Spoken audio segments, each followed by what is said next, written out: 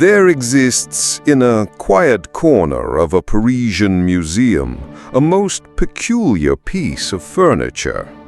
At a glance, it might appear to be some strange, over-designed gynecological chair from a less enlightened age.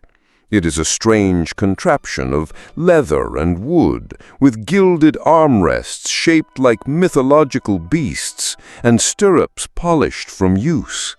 But this was no medical instrument. This was a throne built not for governance, but for pleasure. A machine designed for a king whose appetites were as vast as his empire, and whose body had grown too substantial to accommodate them in the usual fashion.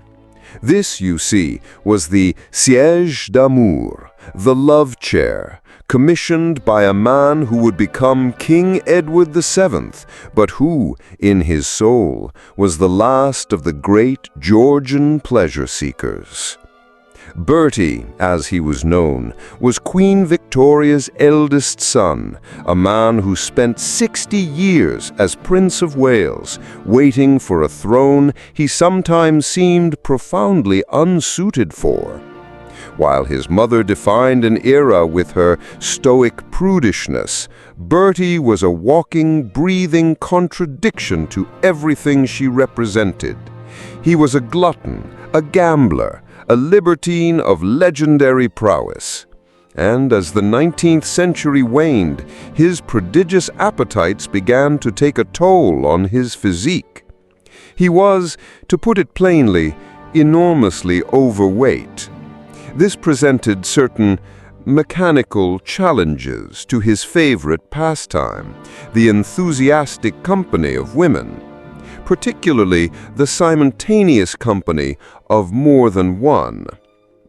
And so, with the ingenuity that can only be born from a combination of immense wealth and immense desire, he commissioned this chair.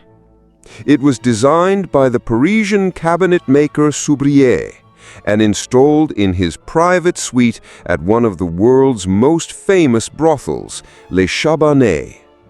The design was grotesquely brilliant. It allowed the corpulent prince to recline in comfort while accommodating two other participants. The stirrups, the strange reclining angles, the reinforced structure, it was all engineered to bear his weight and facilitate activities that his own body could no longer easily manage. It was a monument to decadence, a mechanical solution to a problem of pure indulgence.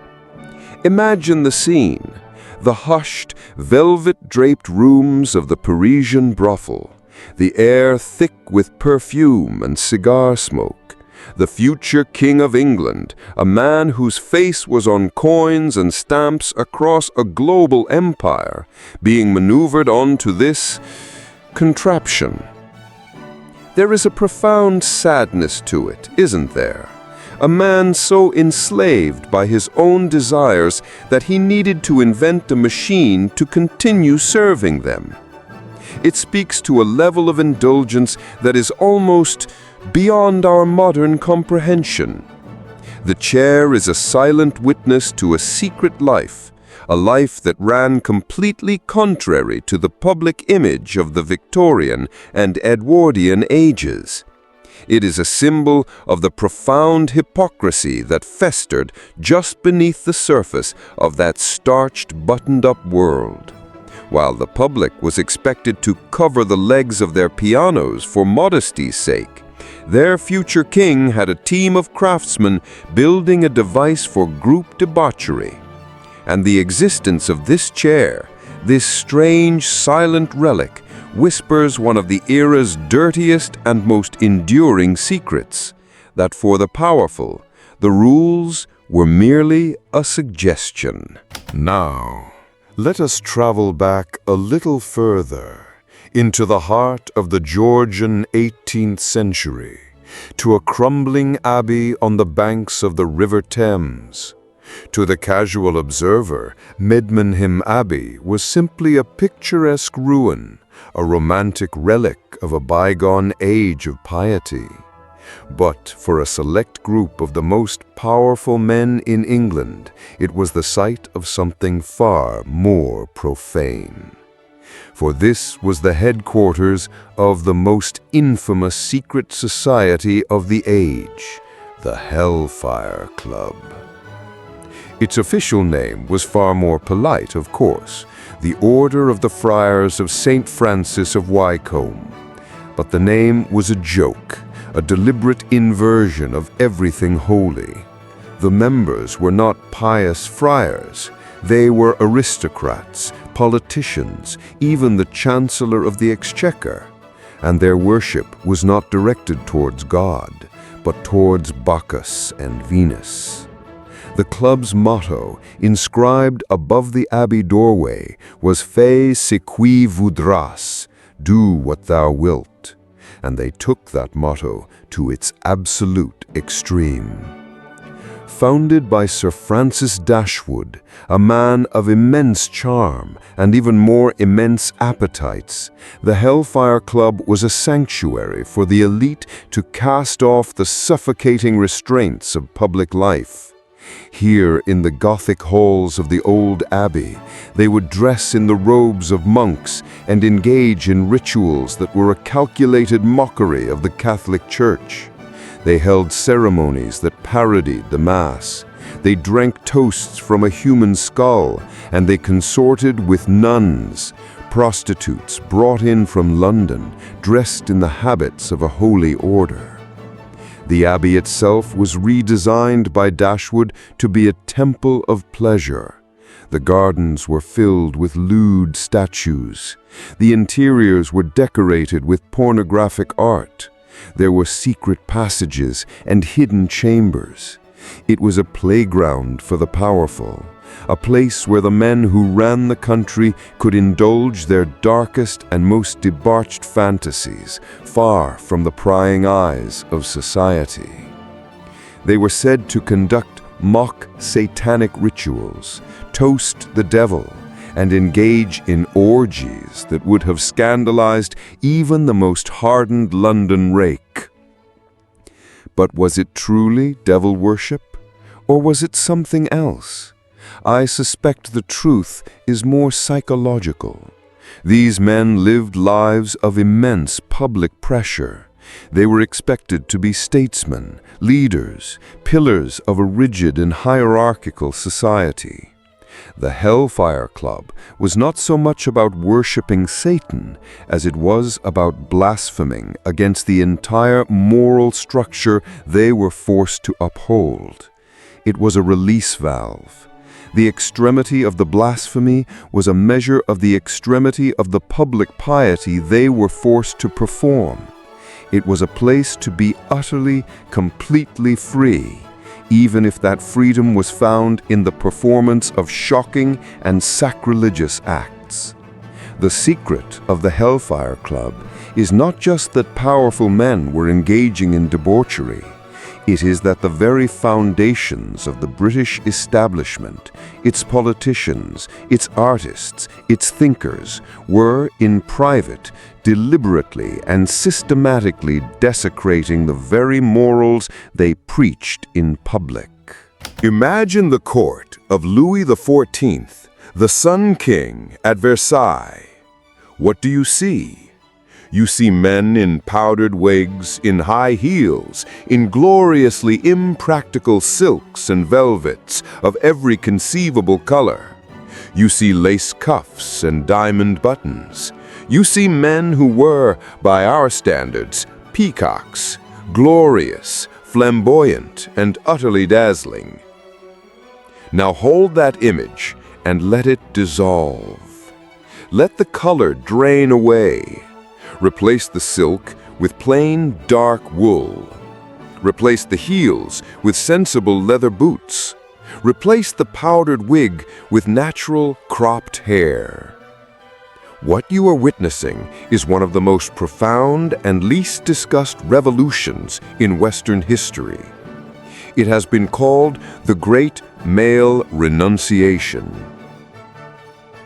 At the dawn of the Georgian period, an aristocratic man's clothing was a direct and unapologetic statement of his power. The quality of his lace, the richness of his velvet, the artistry of his embroidery, these were the things that broadcast his status to the world. He was a walking work of art. But as the 18th century progressed, something began to shift. A new philosophy was taking hold, one that valued reason, practicality, and a certain kind of sober, masculine virtue over the inherited fripperies of the old aristocracy. This is where we meet the figure of the dandy. Now, we think of a dandy as a flamboyant dresser, but the original dandies, like the famous Beau Brummel, were radicals of a different sort. Brummel did not dress in bright colors. His genius was in the opposite direction. He advocated for a kind of minimalist perfection. His uniform was a dark, exquisitely tailored wool coat, a pristine white linen cravat, and immaculately polished boots. The new ideal was not about advertising your wealth with gaudy fabrics, but about displaying your refinement through subtle perfection of cut and fit. It was a quiet rebellion. It suggested that a man's worth was not in his inherited title or his ostentatious wealth, but in his character, his cleanliness, his self-control. This was the great Renunciation. Men, for the first time in centuries, voluntarily gave up their claim to being decorative. They ceded color, pattern, and ornament to the female wardrobe and adopted a uniform of dark, sober practicality. This wasn't just a fashion trend, it was a deep philosophical shift. It was the visual language of a new kind of power, one based on industry, politics, and intellect, rather than the peacocking of old-world courts. It was, in its own way, the birth of the modern suit. The secret here is that this profound change, this decision to drain the color and joy from men's clothing, was not an accident of history. It was a conscious choice. Men gave up their silks and their satins to signal a new kind of seriousness. They were no longer objects to be looked at. They were subjects who did the looking. They were men of action, of business, of empire, and they needed a uniform to match. Every time a man puts on a dark suit and a white shirt today, he is unknowingly paying homage to this great, silent, and deeply significant renunciation that took place on the quiet streets of Georgian London.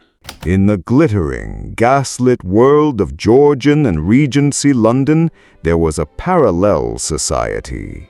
A shadow court with its own queens, its own rules, and its own form of power. This was the world of the great courtesans. These women were not common streetwalkers. They were artistes of pleasure, connoisseurs of men, and in many cases, more educated, more witty, and more influential than the aristocratic wives they sought to replace. And the most famous of them all was one named Harriet Wilson. Harriet was a force of nature. Born into poverty, she and her sisters used their beauty and their wits to climb to the very pinnacle of the demi-monde.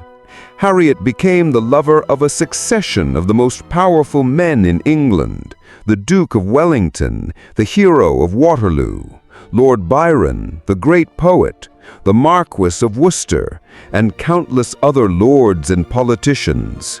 She was not just a mistress, she was a confidante.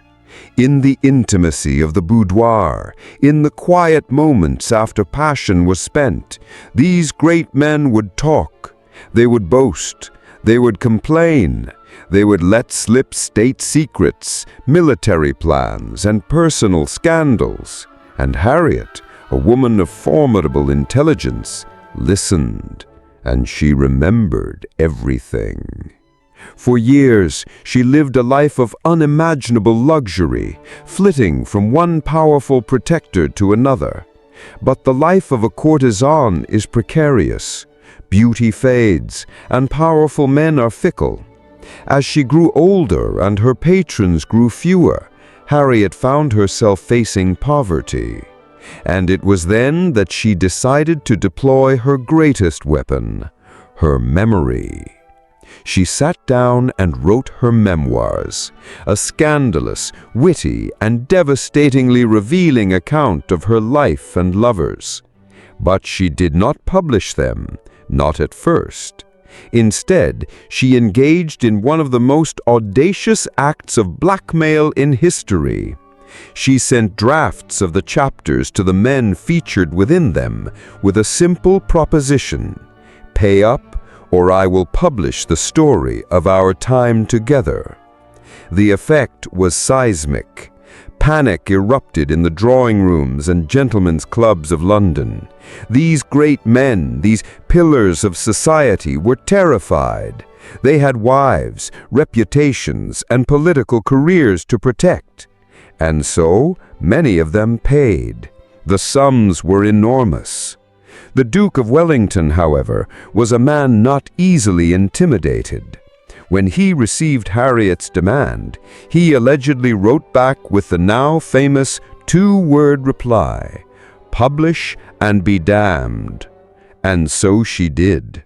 Her memoirs were an instant bestseller, selling out multiple editions. They were devoured by a public hungry for a glimpse into the scandalous private lives of their supposed betters. The secret that Harriet Wilson revealed was not just that these great men had mistresses. Everyone knew that. The deeper secret was that the power dynamic was not as one-sided as it seemed. A woman with no title, no fortune, and no formal power could, through the careful acquisition and weaponization of secrets, hold the entire English aristocracy hostage. She proved that in a world where men held all the official power, the secrets whispered on a pillow could be the most powerful currency of all. Before Bertie and his love chair, there was another Prince of Wales whose appetites were the stuff of legend. He was George, Prince Regent, later King George IV, a man who gave his name to an entire era of elegance and style. But behind the refined facade of Regency architecture and Jane Austen novels, Prince George was a man of staggering indulgence, a man whose private life was a whirlwind of debt, gluttony, and scandal. From a young age, George, or Prinny as he was known, was in a state of open rebellion against his pious and famously frugal father, King George III. While his father was descending into madness, Prinny was busy spending, and spending, and spending. His debts were astronomical, reaching sums that would be equivalent to hundreds of millions of pounds today. He spent it on art, on architecture, on clothes, but most of all, on pleasure. His spiritual home was not a royal palace, but a fantastical creation of his own design, the Royal Pavilion at Brighton. This was no staid English manor. This was a fantasy palace, an explosion of exoticism and whimsy, with Indian-style domes on the outside and opulent Chinese-inspired interiors. The dining room was dominated by a colossal one-ton chandelier in the shape of a silver dragon. The kitchens were temples of gastronomy, fitted with the latest steam-powered technology to produce feasts of absurd proportions. This palace was a physical manifestation of Prinny's own personality, extravagant, theatrical, and utterly over-the-top. And it was here that he lived out his fantasies. His banquets were legendary, often consisting of over 100 different dishes. He would drink staggering quantities of wine and cherry brandy. His love life was equally chaotic. He illegally married a Catholic widow, Maria Fitzherbert, whom he adored, before being forced by Parliament to marry a German princess, Caroline of Brunswick, whom he loathed on sight. He spent his wedding night blind drunk in a fireplace, and the couple lived almost entirely apart for the rest of their lives, engaging in a very public and very messy war of mutual hatred. The secret of the Prince Regent is the sheer, breathtaking scale of his self-indulgence. In an age of brutal warfare and widespread poverty, the heir to the throne was living in a fantasy world of his own creation, a world funded by the British taxpayer. He was a man-child who never grew up, a connoisseur of beauty who was also a slave to his basest appetites. The elegant, refined image of the Regency era, with its polite balls and charming romances, is a beautiful lie. The truth is that the man at the very top, the first gentleman of Europe, was a bloated, debt-ridden, and deeply selfish creature of comfort, whose primary contribution to history was to prove that a man can build a palace of sublime beauty and still live a life of profound and ugly excess. In the mid-18th century, a strange new creature began to appear on the streets of London. They were young men, almost exclusively aristocrats, who had just returned from their grand tour of Europe. And they brought something back with them from Italy. Not just art or ideas, but a style. A style so extreme, so flamboyant, so utterly ridiculous to the average Londoner that they were given a special name. They were called the Macaronis. The name came from the pasta they had supposedly become fond of in Italy, a food then considered exotic and foreign. But it was their appearance that was truly alien. A macaroni was a walking caricature of fashion. Their wigs were monumental, piled high on their heads, and often topped with a tiny comical hat that they would doff with a miniature sword. Their clothes were made of brightly colored silks and satins, tailored to be absurdly tight to the body. They wore shoes with enormous, diamond-studded buckles. They peered at the world through spyglasses and carried long, elegant canes.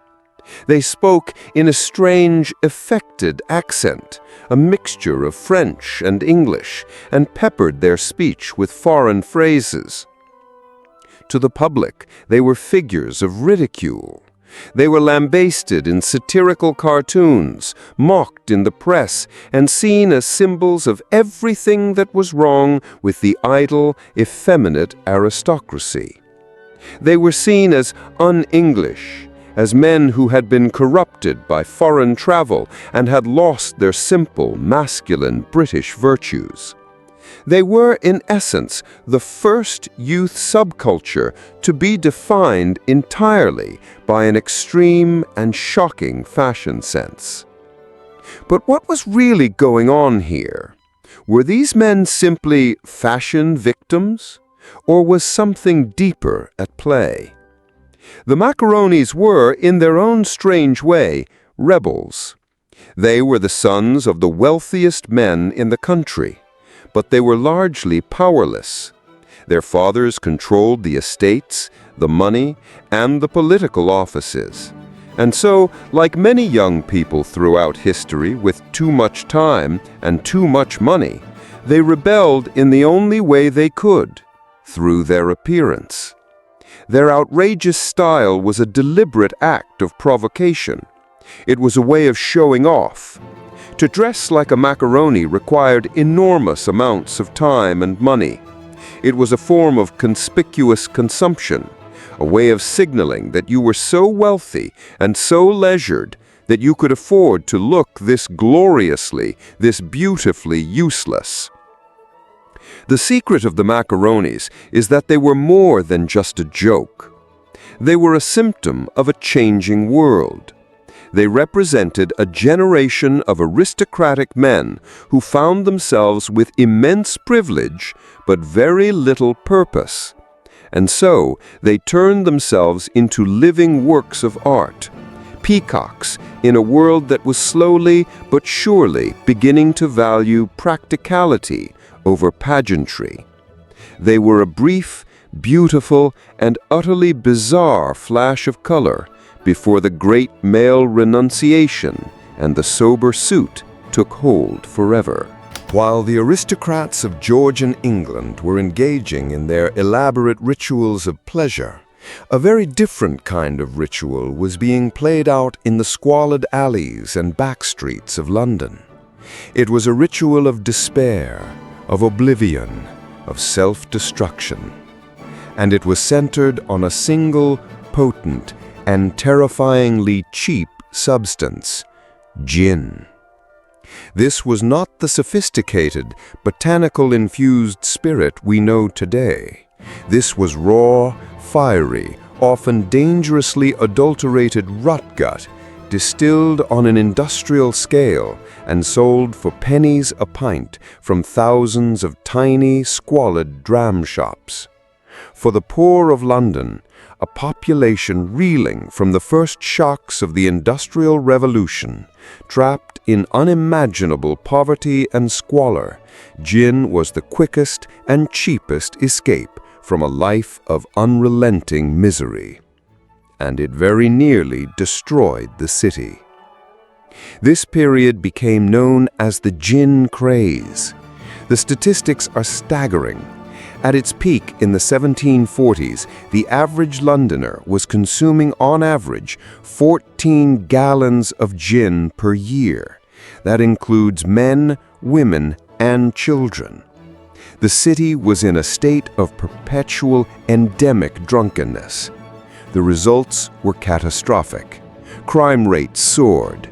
Families were torn apart. Thousands drank themselves to death.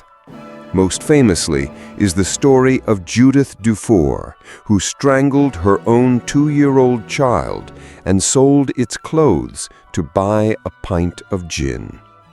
This single, horrifying act became a symbol of the entire crisis. The artist William Hogarth captured the moral panic in his famous engravings, Beer Street and Gin Lane. Beer Street depicts a happy, healthy, prosperous society fueled by the wholesome English pint. Gin Lane, by contrast, is a vision of hell. Buildings are crumbling. People are starving. A drunken mother lets her baby fall to its death from a staircase.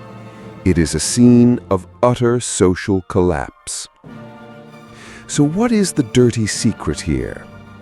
The secret is not that the poor were drinking themselves to death. That was happening in plain sight. The dirty secret is who was profiting from it.